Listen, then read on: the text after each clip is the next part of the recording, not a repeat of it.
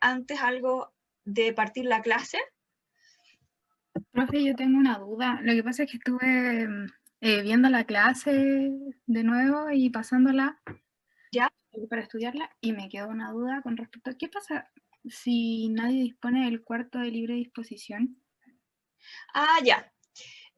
Mira, te digo al tiro. Dame un segundo que estoy dejando entrar a alguien. Mira, lo que pasa es que lo que tú preguntas es un tema que yo no lo voy a preguntar porque es derecho sucesorio, ¿ya? El tema de cómo se distribuye, acá estamos en el cuadrito, ¿verdad? Está la cuarta libre disposición. Te voy a contar igual qué pasa, pero para que tú sepas que no es parte de la materia de este año, ¿ya? Entonces, como vimos nosotros hace unas semanas atrás, el patrimonio para efectos de la herencia se divide en cuatro, ¿ya? Si es que tú quieres testar. Pero a lo mejor, o sea, la verdad es que la mayoría de las herencias o de las sucesiones son intestadas, porque la verdad es que en general la gente que redacta un testamento es porque obviamente tiene un patrimonio que le interesa disponer, ¿cierto? Pero en general la verdad es que el 90% o la mayoría de la gente no redacta un testamento. Entonces, si es que una persona no redacta testamento, se rige por las reglas de la sucesión intestada. Y allí el código presume ciertas cercanías que puede parecernos discutibles o no, ¿ya? En razón de un criterio biológico. Entonces nos da lo que se llaman los órdenes sucesorios. Entonces tenemos un primer orden, un segundo orden, etcétera, y el último el fisco. Entonces el código presume que si yo me muero, voy a querer dejarle las cosas o mi patrimonio a cierto grupo de personas, ¿ya? Y se van excluyendo, por ejemplo, los hijos, cónyuge, los ascendientes, los colaterales y el último el fisco, ¿ya? Entonces, en el caso de la testada, se divide como está en este cuadrito, ¿cierto? La mitad que no la puedo tocar, el cuarto de mejoras que me sirve para mejorar algunos de los legitimarios, y la cuarta libre disposición que yo la puedo dejar a quien yo quiera, ¿ya? Si es que el sujeto no testa respecto de todo, ahí estoy dejando entrar, en ese caso tenemos una sucesión mixta, en que en parte es testada y en parte es intestada, ¿ya? Y todo lo que el sujeto no dispuso se va a la intestada. Por lo tanto, si es que el tipo no dispuso la cuarta libre disposición, incrementa lo que es la sucesión intestada. Eso es lo que pasa, ¿ya? No sé, Sigrid, si por ahí te quedó más claro. Nos vamos a los órdenes sucesorios que establece el Código Civil. Sí, profe. Y ¿Sí? la otra pregunta que tenía, ¿qué Pero pasa dame un segundo, quiero hacerte una precisión. Yo no les voy a preguntar eso, porque eso es en derecho civil sucesorio. Lo que a mí me interesa que sepan es, en el fondo, esta división del patrimonio y en qué consiste lo que vimos nosotros respecto del pacto de no disposición. ¿Ya? Que es lo que nosotros vemos en objeto ilícito. Para quién quedan las cosas por un tema de intestado o no, eso se ve después. ¿Ya? Ya, profe, es que igual me había quedado la duda porque como explicó también la parte de los legitimarios, la cuarta de mejora, y yo dije, ¿y qué pasa con el otro trozo Claro. que no me habló? Entonces Es ahí que me había quedado la duda. nos plantearon un caso, no me acuerdo quién lo planteó, de un caso personal en que, en el fondo, por ese tema empezamos a tocar temas básicamente de sucesión testada e intestada, pero por ahora me interesa, bueno, que sepan que existen dos tipos de sucesión, testada e intestada, que esta división, ¿cierto?, que está acá en este cuadrito, y el pacto. Eso es lo que me interesa que sepan este año. ¿Ya? ¿Tenías otra pregunta, Sigrid, parece? Sí, ¿qué pasa, por ejemplo, si alguien dijo todo el tiempo mientras estuvo vivo, pero era una persona analfabeta, ¿ya? Ya. Pero se daba a entender perfectamente y todo, no tenía ningún tema de problema de incapacidad. Y siempre quiso disponer del cuarto de mejora para su esposa, para sus dos hijas, pero no para su hijo. La cuarta de mejoras. Pero lo dijo en vida, no lo estipuló en ningún lado, pero siempre lo dijo. Ah, o sea, es que mira, el testamento, no, o sea, el testamento requiere cierta formalidad, el testamento es un negocio jurídico solemne. Entonces, tú tienes que otorgarlo de acuerdo a ciertas solemnidades, testigos, por ejemplo, ciertos instrumentos. O sea, hay, en algunos casos muy concretos, hay testamentos privilegiados, por ejemplo, una guerra. Pero si no, el testamento es solemne. Y si no fue solemne, no hay testamento. ¿ya? O sea, si tú le dejaste una servilleta, bueno, por mucho que lo digas, no tiene ninguna validez legal. Profesora, ¿y qué sucede cuando se excluye una parte de la familia legitimaria? Es decir, que no se reconozca, no sé, un hijo que sí, efectivamente sí estuvo. Un ejemplo, tengo dos hijos y yo no reconozco a un hijo, pero está todo en el registro civil, pero le dejo toda a mi otro hijo. ¿Qué sucede en ese caso? La Es que, realidad del sí, lo testamento. que pasa es que en Chile, a ver, todo lo que esté más sucesorio, yo les recomiendo que lo veamos igual después en sucesorio, ¿ya? Yo ningún problema resolver las dudas, pero solamente les voy a preguntar, como les reitero, lo que es objeto, ¿ya? Pero feliz de responder las dudas, pero digamos, no voy a preguntar temas que sean propiamente derecho sucesorio. En Chile no hay una libertad absoluta de testar, ¿ya? En otros países sí. Hay una crítica ahí, bueno, algunos están a favor y otros en contra, pero en Chile yo no puedo hacer lo que tú comentas, por ejemplo, dejarle todo a un hijo.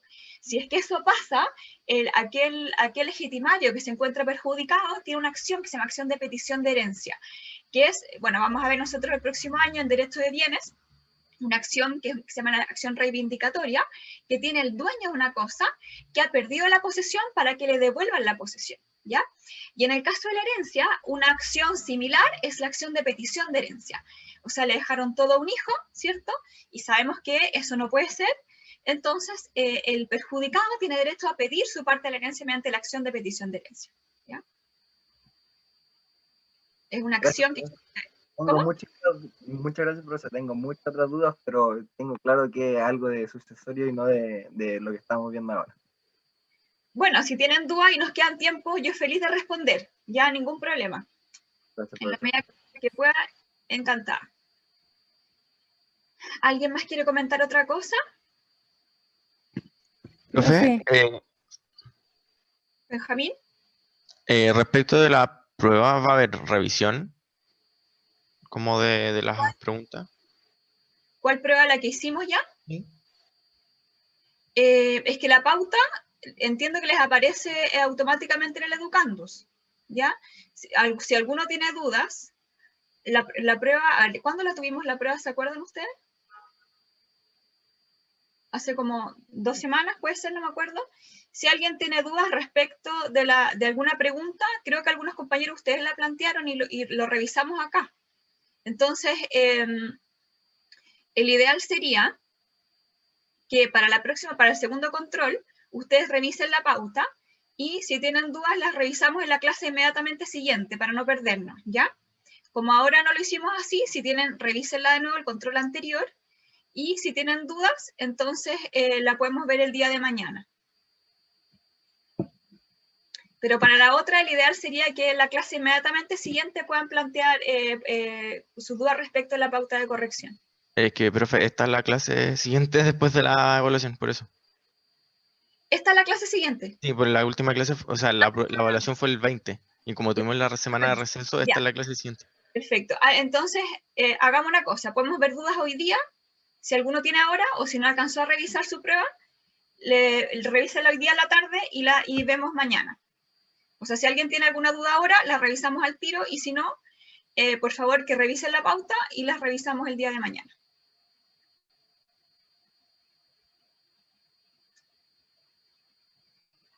¿Alguien tiene alguna duda?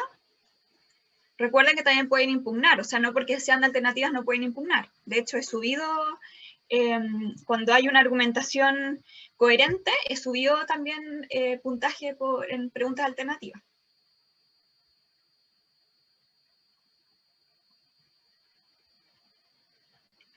Yo tengo dudas, pero, profe, prefiero verlos mañana, así están todos los compañeros con todas las dudas juntas. Porque no sé si habrán más dudas. Bueno, entonces si quieren, si les parecen, les pido a todos que revisen su pauta de corrección y si tienen alguna duda o reparo, entonces la planteen mañana, ojalá en la mañana, ¿ya? ¿Algún otro comentario que tengan? Bueno, como yo les comenté en algún momento, lo que vimos la semana pasada, más esta semana es probablemente la materia más difícil del curso de acto jurídico, que son las disputas que se dan en el objeto ilícito. Entonces, les pediría mucha concentración, que estemos con el código tanto el día de hoy como el día de mañana, y que en el fondo estemos muy atentos. Y cualquier duda que ustedes tengan, yo les agradecería que me la indiquen de inmediato, ¿ya? Entonces, nosotros hasta la semana pasada vimos que el código no define lo que es el objeto ilícito, pero sí nos da casos de objeto ilícito. Por lo tanto, el objeto lícito es todo aquel que no es ilícito, ¿ya? Entonces, les voy a pedir, por favor, que mantengan en la memoria el día de hoy, si quieren le pueden sacar una foto a esta lámina, con los casos de objeto ilícito, ¿ya? Lo vamos a revisar un poquito más adelante en la clase de hoy o eventualmente mañana, pero tenemos que tener en la memoria que estos son los casos de objeto ilícito. Nosotros revisamos ya la semana pasada la contravención al derecho público, vimos el caso de los pactos sobre sucesiones futuras y ya habíamos llegado también a la condonación del dolo futuro, ¿ya? Dijimos que el de la letra C, que son los casos de 1464, los vamos a revisar al final, ¿ya? Porque son supuestos más complejos. Entonces, ahora vamos a revisar esto D, E, F y G, y idealmente vamos a partir por los casos del 1464, a ver si alcanzamos a revisar algo, ¿ya? Entonces, condonación del dolo futuro, como habíamos dicho, en este caso se encuentra prohibido el perdón de un dolo futuro, pero se puede perdonar el dolo pasado o el presente, ¿ya? Por ejemplo, según lo que vamos a revisar después en derecho de daños, yo no puedo en un contrato decir, yo excluyo la responsabilidad por daños, por ejemplo, causados por el dolo de otra persona. Eso no puede ser, ya eso adolece objeto ilícito. Porque puede conducir a una cláusula leonina, ¿cierto? En un contrato, a lo mejor esta exención de responsabilidad por dolo no puede ser. Se ha planteado, lo vamos a revisar después en derecho de obligaciones, que no solamente esta prohibición del dolo futuro se refiere al dolo, sino que también a la culpa grave. Lo vamos a revisar después, ¿ya? ¿Por qué? Porque el artículo 44 me establece una categoría de culpas. Dice culpa grave, leve y levísima. Y la grave, según dice el 44, se asimila al dolo, ¿ya? Entonces, ¿hasta dónde se extiende esa asimilación? Bueno, entonces, como vamos a revisar la próxima semana, el próximo año ya, se la extiende, de acuerdo a la literatura, también a la prohibición de la condonación de la culpa grave. Ya no es totalmente, la doctrina aquí no es unívoca, pero sí existe esa propuesta, ¿ya? Bueno, y vamos entonces a este caso un poquito más complejo, que son los juegos, ¿sí? Disculpe, en el caso del dolo futuro, ¿nos podría dar un ejemplo como esos que da siempre? Para que quede súper claro, como los que da el computador y todo. Es que es lo que estoy diciendo. Condonación de dolo futuro, obviamente tiene que haber un pacto, ¿ya? Entonces, una cláusula en el pacto o en el contrato en que se establezca, por ejemplo, yo, no sé, pues tú celebras un contrato con Matías, qué sé yo, presta un servicio de, no sé, pues de deporte extremo, ¿ya? Y en el contrato dice, Matías se exime de responsabilidad por caso de accidentes por dolo. O sea, si tú, Sigrid, sufres un accidente por dolo, Matías se exime de responsabilidad. Entonces, ahí tú estás condonando un dolo futuro, ¿ya? Y eso está prohibido por el legislador. ¿Qué podría pasar? Que una vez que el accidente ocurrió, tú puedes perdonarlo, ¿ya? Estamos hablando, obviamente, desde el derecho civil. Desde el derecho penal, obviamente, hay un tema de lesiones, eventualmente, hay daños a la integridad que tienen su propio, en el fondo, carril. Nosotros, desde el derecho civil, o sea, por ejemplo, a la indemnización, tú puedes renunciar. Dolo pasado se puede renunciar, dolo futuro, no. Ahora me quedó súper claro, profe. Gracias. Vamos a volver a ver después, bueno, esto es un mero ejemplo, ¿cierto? Pero en el futuro lo vamos a ver de nuevo en derecho de obligaciones, por ejemplo, cuando uno se pregunta, ¿pueden las partes reducir los plazos de prescripción? Por ejemplo, que la responsabilidad de Matías no diga, me perdonan el dolo, pero a lo mejor que se establezca que la prescripción que a él le correspondería, por ejemplo, voy a inventar de 5 años, se reduzca a 3 meses. ¿Ya? ¿Pueden hacer eso? Bueno, en esa discusión también entra el 1465. ¿Por qué? Porque también se ha planteado, bueno, si reducimos los plazos de prescripción, puede implicar también la condonación de un dolo. Entonces, pero eso lo vamos a ver después en cláusulas de exención de responsabilidad. ¿Ya? ¿Algún otro comentario que tengan? Bueno, vamos al siguiente caso, que es el siguiente. Dice los juegos de azar. Y acá el código, o el legislador, el codificador, en realidad lo que hace es desconfiar un poquito de la suerte. Lo que el código, o al menos en la ideología del código, consiste... Perdón, voy a empezar a grabar. Denme un segundo, me había olvidado. Ahí, a ver. Ahí parece que está grabando. Sí, ya. Entonces, al menos en la filosofía del código, la idea es que las personas ganen su plata por su propio esfuerzo. Entonces, mira con mucha desconfianza todo lo que es el azar, los juegos de azar, ¿ya? Y entonces, la pregunta es, por ejemplo, ¿los juegos de azar adolecen de objeto ilícito o no? Y la respuesta en la filosofía del código es sí. Es decir, tanto los juegos como las apuestas, si son de azar, entonces adolecen de objeto ilícito, ¿ya? En cambio, los juegos y las apuestas que se refieren a habilidades y destrezas no adolecen de objeto ilícito. Este es un poco el principio general. Si el juego o la apuesta adolece de objeto ilícito, perdón, es de azar, entonces objeto ilícito. En cambio, si es que el juego o la apuesta se refiere a la destreza, entonces no adolece objeto ilícito. Vamos a revisar que incluso en los casos de destreza o habilidad hay algunas reglas especiales que hay que volver a clasificar, pero el principio general es azar, objeto ilícito, destreza, no hay objeto ilícito, ¿ya? Entonces, por eso es que, no sé si ustedes han visto, típico los negocios de barrio que tienen, qué sé yo, tragamonedas, y afuera le ponen el medio letrero que dice juegos de destreza, no sé si lo han visto, ¿ya? ¿Por qué? Porque saben que si le ponen, o sea, es como para hacerlos, tratar de pasar como si fueran de destreza, y que no adolezcan de objeto ilícito, ¿cierto? Pero todos sabemos que la verdad estos tragamonedas no son juegos de destreza, sino que son juegos de azar, ¿ya? Y así, por supuesto, que cuando se fiscaliza nadie se traga que sean realmente juegos de destreza, ¿ya? En Chile, los juegos de azar están regulados, es decir, para que se pueda desarrollar un juego o una apuesta de azar, tiene que haber una ley especial. Por ejemplo, qué sé yo, la Lotería de Concepción, por ejemplo, la Polla, Chilena Beneficencia, o los casinos, ¿verdad? Están establecidos por ley. Pero si no hay una autorización especial legal, entonces adolece objeto ilícito.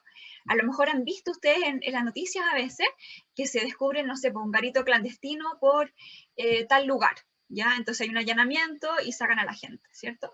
Entonces, si hay azar y no está establecido expresamente por ley, entonces adolece objeto ilícito. Vamos a leer las normas, dice así. Hay asimismo objeto ilícito en las deudas contraídas en juegos de azar. Punto. Y luego, el 2259 dice, sobre los juegos de azar, se estará lo dicho en el 1466, o sea, adolece objeto ilícito. Si ustedes revisan el 2259, encabeza una serie de normas que se refieren a juegos y apuestas, pero solamente a juegos y apuestas lícitos. ¿Y cuáles son los juegos y apuestas lícitos según lo que dijimos?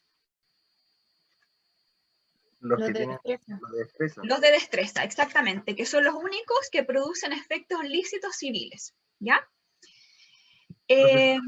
¿Sí? En este caso, ¿qué sucede con el tema de la lotería? En este caso, como el quino, porque esos no son juegos de destreza, pero aún así es algo que es general y es al azar. ¿Está considerado como objeto ilícito? No, porque como habíamos dicho, efectivamente el legislador puede establecer casos de juegos de azar ilícitos. Y ahí tenemos la Lotería de Concepción, o sea, tiene que estar establecido por ley, ¿ya? Ahí tenemos la Lotería de Concepción, la Polla Chilena Beneficencia. Yo no sé el quino a cuál de los dos pertenece, pero creo que pertenece a uno de esos dos. Y además tenemos los casinos, ¿ya? Pero siempre establecido por ley. En Talca, por ejemplo, hay un casino. acá en Monticello, y también hay otro casino. Antiguamente había menos casinos, pero de repente por ley se empezaron a incorporar casinos en diversas ciudades, pero tiene que ser por ley. Es que si lo ponemos en una balanza, igual es como injusto, porque la vecinita de la esquina sí puede y el empresario no puede. Si en el fin y al cabo los dos son lo mismo, son azar. Mira, yo no sé la razón que hay detrás. Yo imagino, por ejemplo, en el caso de la Polla Chilena Beneficencia, al parecer hay una, pareciera ser que hay una cuestión como detrás, como de algo de liberalidad. Yo no te podría decir la razón, ¿ya? Pero, por ejemplo, están sometidos a fiscalización, hay una superintendencia de casinos, entonces están continuamente, al menos los de casinos, yo no te podría decir la razón, me imagino que son casos muy, muy excepcionales, que de hecho al menos yo conozco esos dos nomás, no sé si alguien conoce más, para todo Chile. Y como te digo, el sentido que está detrás de esto es que la gente se gane la plata, en el fondo, con sus propios medios. Y por otra parte, como vamos a revisar, el legislador suele ser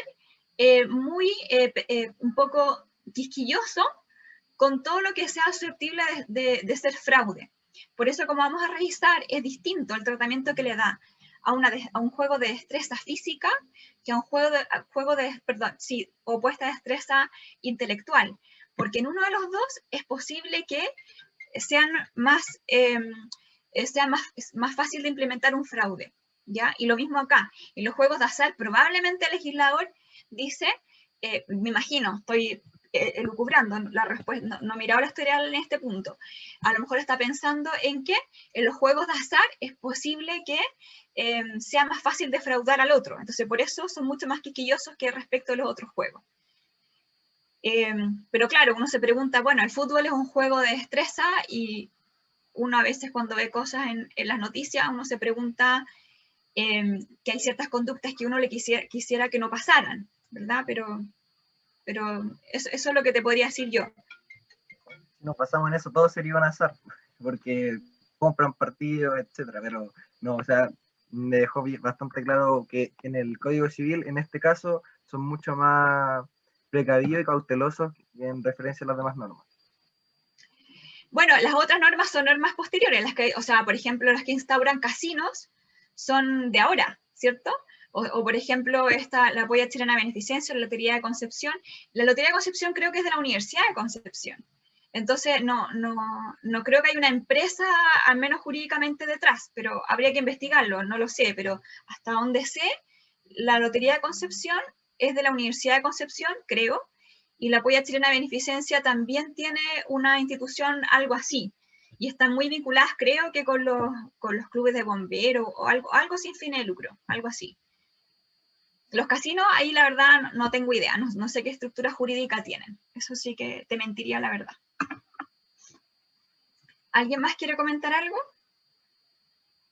Profe, yo estaba viendo que estaba metiéndome en la página de la CSJ, de la Superintendencia de Juegos de Casinos de Juegos, y estaba leyendo que, por ejemplo, hay una de las flechitas que tiene, que dice servicio o beneficio de la institución, que dice que se tiene que hacer una homologación de material utilizado para juegos de azar en casinos de juegos. Entonces, en ese caso, las personas que trabajan en un negocio de la esquina y que tiene maquinita, no van a pagar los impuestos y las revisiones que hacen constantes a las máquinas, a diferencia de un casino grande.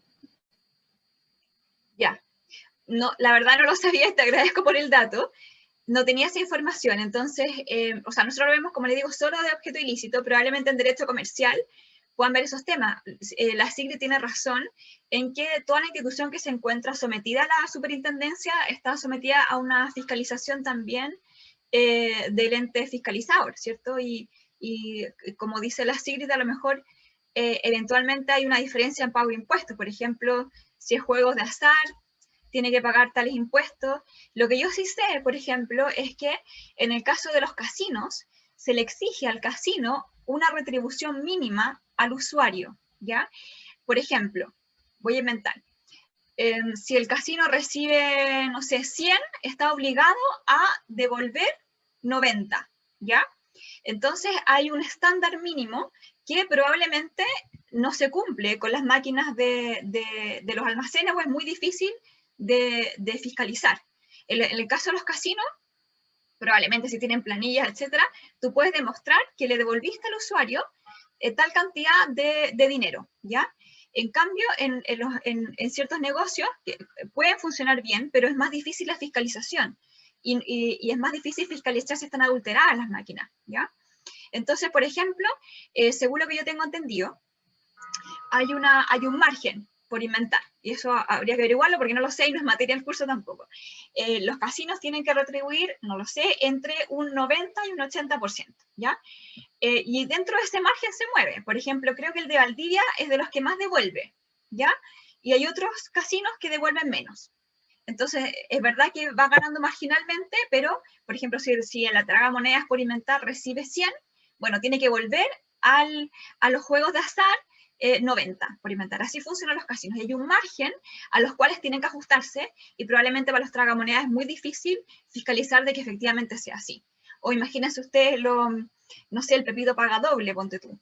En ese caso, claro, probablemente el girador está pensando en que es difícil evitar un fraude, ¿cierto? Queda un poco a la buena fe de la persona, pero es difícil objetivamente evitar un fraude a diferencia de los casinos en que te tienen que mostrar estas planillas con, por ejemplo, cuánta retribución vuelven a poner en circulación al azar, etcétera, etcétera, etcétera.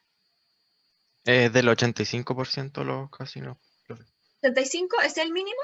Sí, 85. Ya. También, si a alguno le gusta el casino, yo la verdad es que digo muy pocas veces, los casinos dentro de ese margen deciden. Entonces, hay también, yo sé, como les digo, que creo que el de Valdivia devuelve un 90, o sea, devuelve más de lo que te exige la norma. Y ahí cada casino lo va decidiendo. ¿Algún otro comentario que tengan? Muchas veces los casinos dependen de la municipalidad de donde se encuentran. O sea, dependiendo que tienen que crear un ingreso como a la municipalidad directa, porque es como el entorno que afecta. Y algo sabía de que hay una ley expresa de que no pueden haber casinos en Santiago.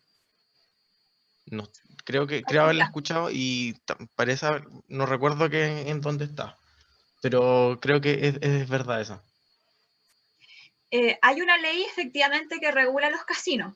Yo en este momento yo no he visto la materia respecto de lo que tú comentas si no puede haber en Santiago. ¿Ya? Lo que yo sé es que tiene que estar establecido por una ley. A mí me ha tocado revisar el tema de casino a propósito de otros puntos, por ejemplo, desde la protección del consumidor, que es lo que yo hago, por ejemplo, cuando algunas personas les niegan el acceso al casino. Por ejemplo, una vez le pasó a una persona que tenía síndrome de Down, le negaron el acceso al casino, y bueno, la defensa del casino era que no pueden entrar privados de razón al casino, ¿ya?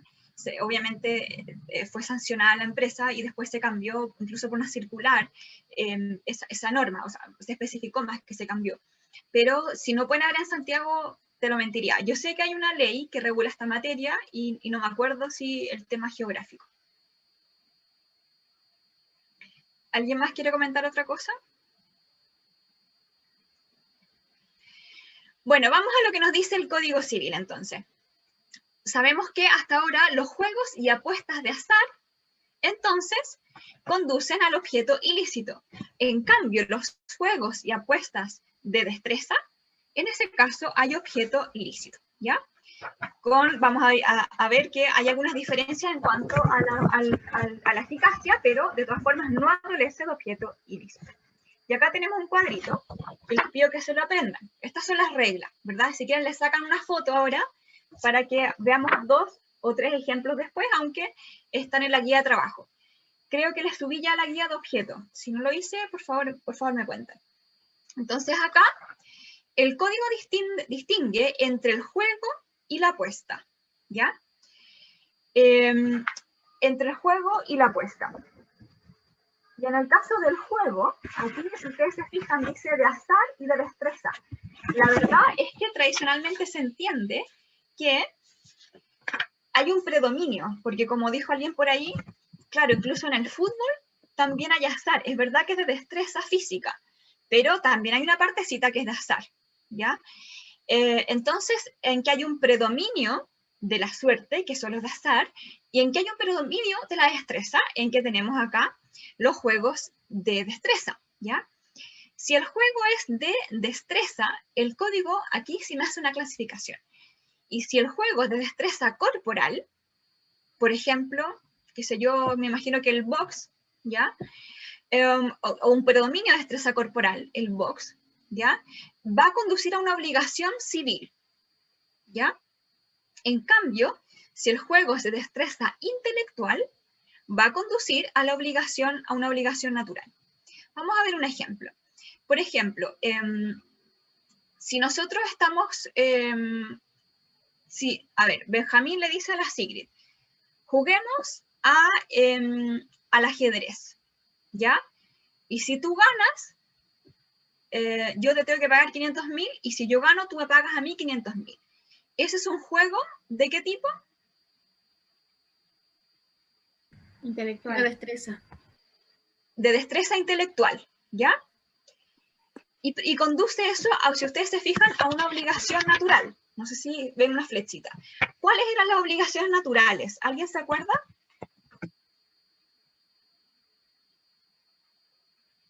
El juego de destreza intelectual conduce a obligaciones naturales.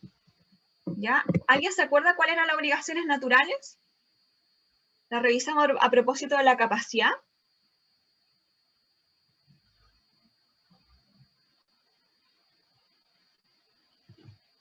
Son las que no puede pedir su cumplimiento. ¿Ya? Pero usted ha dado un ejemplo, que si se lo pagan, no es necesario que se lo devuelvan. Y el caso creo que los menores adultos. Claro, entonces acá pasa lo mismo. Acuérdense, Benjamín le dijo a la Sigrid, juguemos ajedrez. Si tú ganas, yo te pago 500.000, y si yo gano, tú me pagas 500.000. Como esa obligación de pago de los dos es una obligación natural, significa que si uno de los dos no paga voluntariamente, el otro no le puede exigir demandar pidiéndole el pago, ¿ya? Pero si le paga, se puede quedar con el dinero y el otro no se lo puede pedir de vuelta. ¿Se entendió? ¿Alguna duda? No, profe. No, profe. ¿No se entendió? No, sí se entendió. Ya. En cambio, en los juegos de destreza corporal, por ejemplo, Sigrid y Benjamín ya no es ajedrez, sino que es box, ¿ya? En este caso conduce a una obligación civil, por lo tanto, la obligación de pago de los 500.000 es una obligación civil. Y eso significa que, por ejemplo, si la Sigrid no le ganó y Sigrid ganó y Benjamín no le quiere pagar los 500.000, Sigrid puede demandarlo, ¿ya? ¿Hasta aquí alguna duda? A pesar de que haya sido injusto, que haya sido Sigrid y Diego, o el que sea, la pelea, aunque haya sido injusto, tiene que ¿Por qué pedirle la injusta? devolución. Porque, supongamos, voy a poner otro ejemplo. Supongamos que yo le digo con usted, yo le digo, profesora, corramos de aquí a 100 metros. Es una destreza corporal. Y tengamos claro, yo tengo igual la experiencia en el atletismo y usted corre con taco y yo estoy con zapatillas y usted me acepta. Ambos sabemos que yo voy a ganar y usted aún así acepta. Aún así tiene una obligación civil a pesar de que había cierta desventaja, porque siento que igual es como, no es provechoso para ninguno de ambos. O sea, es como más probabilidades para uno que de otro. Buena pregunta, porque piensa tú, imagínate que Matías le dice lo mismo, no sé, me dice a mí, y resulta que yo ando con muleta, ¿ya? Entonces, el código acá no distingue. Podríamos cuestionarnos eventualmente, por ejemplo, si es que hay un error. Por ejemplo, uno es no sé, campeón mundial de atletismo y el otro no lo sabe, ¿ya? Podríamos cuestionarnos, por ejemplo, a lo mejor un error, porque tanto el juego como la apuesta son contratos.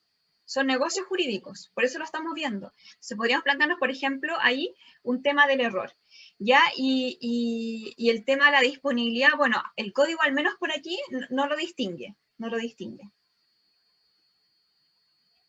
Si uno acepta que el otro, o sea, si yo acepto y estoy con taco, bueno, yo acepté también. Podríamos eventualmente construir alguna teoría diciendo, por ejemplo, que hay una simulación y la verdad es que ella quería regalarle los 500.000 al otro, o me dejé perder, imagínense, me dejé perder. ¿Cuántas veces se ha cuestionado casos en que en competencias de destreza física han dicho aquí, esta persona se dejó perder, por ejemplo? Porque, no sé, pues se ha cuestionado muchas veces, a este le iban a pagar tanta plata por dejarse perder. Bueno, ese es un acto ilícito, por supuesto, aparte. ¿Alguna otra duda? Vamos a las apuestas. En el caso de la apuesta, el ganar también es un negocio jurídico, recuerden, ¿ya? El ganar o perder ya no depende de una de las partes del negocio, sino que depende de un tercero o depende de la suerte, ¿ya? Por ejemplo, si es que yo le digo a Matías, yo te apuesto que gana el Colo-Colo y tú dices que gana, no sé, la Universidad Católica. No es una apuesta, porque si gana o pierde no depende de nosotros, sino que depende de un tercero, ¿ya? Depende de un tercero. Por supuesto que si la apuesta es de azar, o sea, si depende de la suerte, es ilícita, ¿cierto? Sino que solamente va a ser lícita la que depende de la destreza de un tercero, ¿ya? Entonces, de nuevo, en el caso de la apuesta de azar, ilícito, y en el caso de la apuesta de destreza, acá el código no distingue y todas conducen a una obligación natural, ¿ya? O sea que apostemos de que gana el Colo-Colo, o sea que apostemos cualquier otra cosa, en ese caso la obligación sigue siendo natural. O sea, por ejemplo, que Juanito le gane al ajedrez al otro, que Juanito le gane en el fútbol, en tenis, por ejemplo, al otro, siempre conduce a la obligación natural. Y si ustedes se fijan, el código es más riguroso con la destreza intelectual, ¿cierto? Otorga menos herramientas al acreedor, la torna en obligación natural, porque el código sospecha que en el caso de los juegos de destreza intelectual es más fácil engañar al otro, ¿ya? En los de corporal es más difícil, podría ser, pero es más difícil engañar al otro. Por eso es más riguroso con los juegos de destreza intelectual. ¿Comentarios o dudas? ¿Los juegos digitales, los videojuegos, los eSports? Buena pregunta. Mira, acá, sí. Matías, ¿estabas diciendo algo? Esa es la pregunta. Que los eSports, los que ahora están, los que juegan League of Legends, FIFA, Dota, Call of Duty, etc., ¿en qué situaría? ¿Corporal o intelectual? Mira, yo creo que es un caso súper cuestionable. O sea, de hecho, la verdad es que, de nuevo, aquí lo que hay que ver es qué predomina. Como habíamos dicho, probablemente en todos los casos no es que sea 100% intelectual o 100% azar, sino que hay un predominio. Y ahí lo que hay que decidir es qué predomina. En el fútbol probablemente predomina la destreza física. En el tenis probablemente también. Hay casos en que uno se pregunta, bueno, en el bridge, por ejemplo, ahí uno puede decir, bueno, o en el póker, hay una destreza intelectual, pero también uno dice, ¿y qué pasa con el azar? ¿Cierto? Entonces yo creo que lo que tú comentas es un caso muy cuestionable. Desde luego no está pensando el código en un juego de videojuego. Entonces, ¿cómo? Menos que haya sido en el pasado, ¿cierto? Surgió recién. Claro. O sea, yo me inclinaría más a un tema de destreza intelectual. Corporal lo veo súper difícil. O sea, no. Entonces, o sería, desde mi punto de vista, o intelectual o azar, pero más tirado para intelectual, creo yo. Pero, para no mentirte, yo nunca he jugado un juego, un videojuego. No, o sea, no sé si...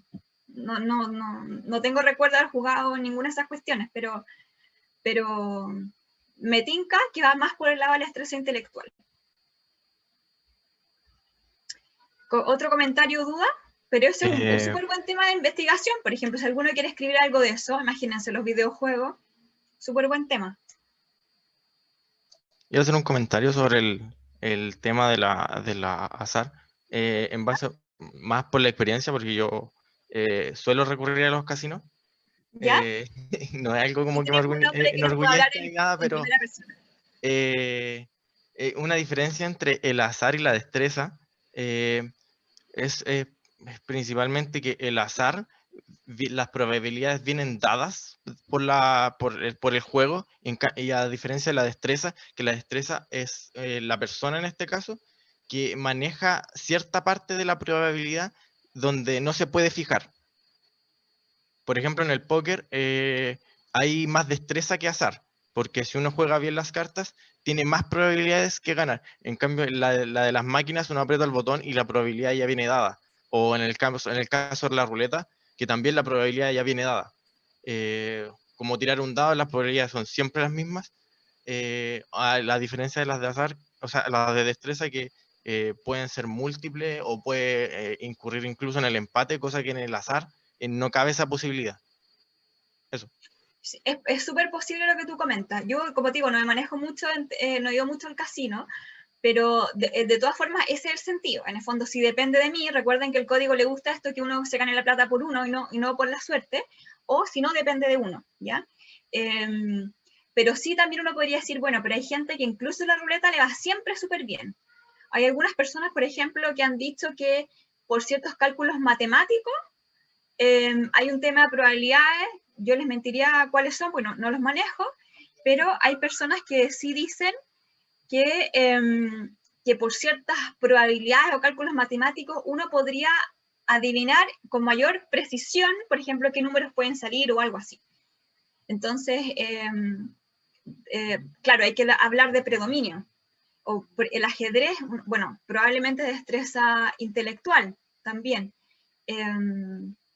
Eso les diría yo. Pero sí, el tema va a ser en el fondo, en el caso concreto, cómo lo decidimos, ¿ya? Ahora, por algo, el legislador incorpora este tema de las ruletas, de esa otra que tú tiras cartas, no me acuerdo el nombre, en un casino, ¿cierto? Porque es un indicio de que probablemente lo está considerando como que tiene un componente mayor o menor de azar. No sé si alguien quiere comentar algo más. Bueno, y recuerden que entonces que la diferencia entre el juego y la apuesta es que en el caso del juego, quien gana o quien pierde depende de una de las partes. En cambio, en la apuesta, quien gana o quien pierde depende de un tercero o de la suerte. ¿Ya? ¿Comentarios o dudas?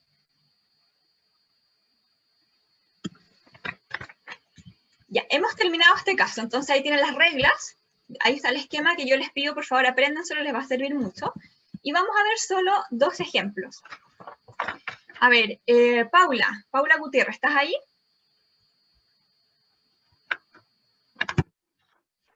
Hola, ¿Paula? profe. Paula, mira este caso. Paco le dice a Luis, corramos hasta el cerco y quien gana primero se lleva 500.000. Luis acepta. ¿Qué es eso? De la clasificación del mapa conceptual que estábamos viendo antes, ¿cierto? Sí, exactamente. ¿Qué es? ¿Es un juego o una apuesta? Primero. Creo que es un juego. ¿Por qué? ¿De quién depende que uno gane o pierda? De las partes. De una de las partes, exactamente. ¿Y es un juego de destreza o, corporal o de destreza intelectual? De destreza corporal. Probablemente. ¿Cuál es el efecto jurídico de los juegos de destreza corporal? Una obligación civil. Ya, las obligaciones, por lo tanto, de pagar los 500.000 es una obligación civil. Muy bien. Después, a ver, vamos al número 5 y con eso terminamos. Rodrigo Díaz, ¿estás ahí?